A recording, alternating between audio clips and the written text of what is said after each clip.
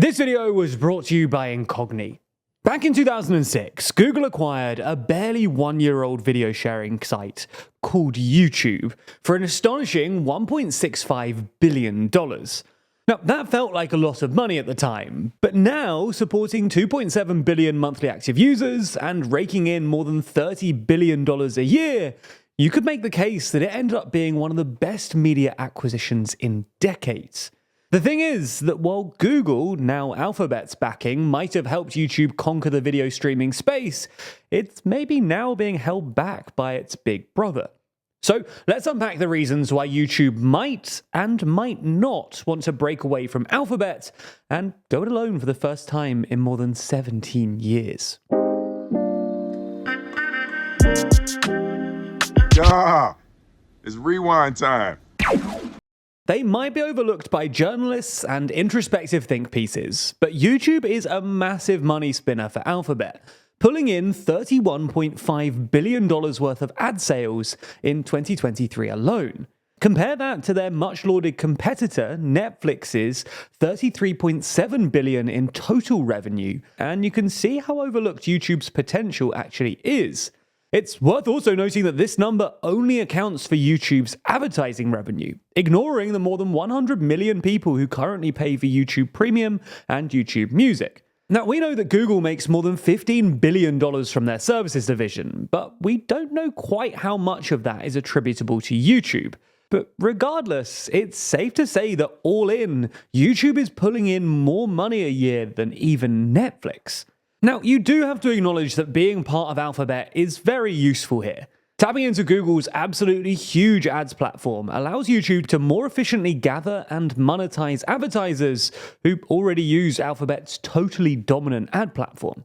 However, considering YouTube's scale, the number of eyeballs they offer, and the fact their revenue represents more than 20% of the total broadcast ad market, it's reasonable to assume that they could easily cope on their own, with advertisers likely to knock down their door in order to reach the YouTube audience. In fact, with YouTube now big enough to survive alone, being part of a big company like Alphabet might actually be hurting them. That's because while YouTube is certainly a key part of Alphabet's business, it brings in a decent chunk of their ad revenue after all. They're never going to get as much focus as part of a big business like Alphabet as they would if they did it alone. YouTube has been kind of innovative over the past few years, certainly innovative enough to keep them on top, but they haven't really done anything all that experimental or crazy. Now, maybe that's a good thing, keeping things ticking over without taking huge risks, but it's certainly true that if they were to go it alone, YouTube would suddenly get a lot more attention and focus than it currently does as one of a huge suite of tools owned by Alphabet. Now, that freedom and headroom to innovate could have allowed YouTube to jump on the vertical video trend more quickly and effectively than they did with Shorts. Although, admittedly, with more than 2 billion individual users watching Shorts every month, well ahead of even TikTok, maybe they're not doing too badly. Antitrust is another major consideration for YouTube and Google in 2024. That's because you probably noticed that lawmakers' attitudes towards big tech and Silicon Valley has shifted a lot recently. Gone are the days that big tech will be treated with optimism and trust, and we're entering an era where more and more people are keen on breaking up big businesses and preventing them from growing even larger. And that's both good and bad news for YouTube. The downside is that attached to an advertising powerhouse like Alphabet, who already hold a virtual monopoly over digital advertising, YouTube is subjected to disruptive and expensive scrutiny. This not only means unwelcome attention and time-consuming legal wranglings, but it could also result in new business moves, acquisitions, and mergers being blocked. For instance, in the current environment, it'll be very difficult for YouTube, as part of Alphabet, to purchase another major company in the market, something that could receive less attention if attempted by another streamer or a solo YouTube. However, YouTube does still benefit from the shield of Alphabet when it comes to antitrust. That's because when you imagine those congressional committee hearings, you can picture the likes of Mark Zuckerberg, Jeff Bezos, Tim Cook, Sundar Pichai sitting there. But Neil Mohan, sure, he has appeared in front of Congress before when he was chief product officer at YouTube, but being part of Alphabet does somewhat shield YouTube from these criticisms and attacks. YouTube just isn't dragged through the mud as often as its peers because Google goes out to bat for them, allowing them to maintain a slightly cleaner reputation and avoid some of the same scrutiny. Now, this antitrust issue clearly goes both ways, but it's certainly part of the calculation here. However, it's safe to say that not everyone agrees with these arguments, with former longtime CEO Susan Wojcicki talking down the idea of a split on a number of occasions. Now, you should obviously take all of this with a pinch of salt, as she was running a company that she didn't want to be split up by antitrust regulators. So, of course, she's going to deny that it's a good idea. But according to Wojcicki, the split would be very difficult for YouTube. That's because she insisted that without Alphabet's backing, life would get a lot harder for YouTube, highlighting issues with both advertising and content moderation. And she has a point here. YouTube certainly could get advertisers on board even on their own, as we discussed earlier, but it's going to be a lot harder on their own. Google has a mammoth ad system already in place, so having to rebuild that from scratch, having to rebuild the actual ad tech and the ad sales team could be expensive and complicated. Secondly, Wojcicki is also right that YouTube benefits massively from Google when it comes to content moderation.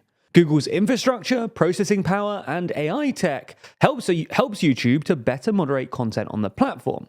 And while it's not perfect, if YouTube became an independent company, then it would have to do all of this on its own. And it wouldn't be unreasonable to assume that the product itself would become lower quality, at least in the short term, and it would obviously become more expensive for YouTube to manage on their own.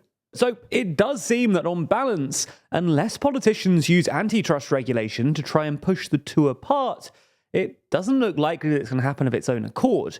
YouTube doesn't want to be spun off, and Google likely isn't keen on selling off one of their best assets, especially when everything's looking pretty tense in the company right now, given their fight with Microsoft and OpenAI for AI supremacy. While you've been watching this video, you might not have realized that shady forces in the background are trying to collect your personal data from various sites, bundle it together, and sell it to a third party. These data brokers can then sell your information to anyone, from a company to an online criminal.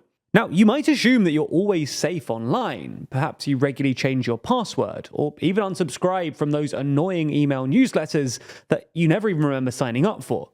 But unfortunately, this doesn't always save you. Companies that hold your data can still fall victim to a data breach, meaning that these data brokers can still compile all of your information and sell it on to others. The good news is that you have a right to protect your privacy and request that data brokers delete your personal information. But the bad news is that it would take you years to do it manually. And even then, you'd need to repeat this process every few months as data brokers continue collecting your data. Luckily though, this is where our sponsor Incogni comes in. Incogni reaches out to those data brokers on your behalf, requests that your data is removed, and deals with any problems that might arise. Even more, Incogni is persistent and will put in multiple data removal requests even after your data has been removed to ensure that it doesn't go back on the market. So create an account with our link in the description, grant Incogni the ability to work on your behalf, and sit back as they make you safer.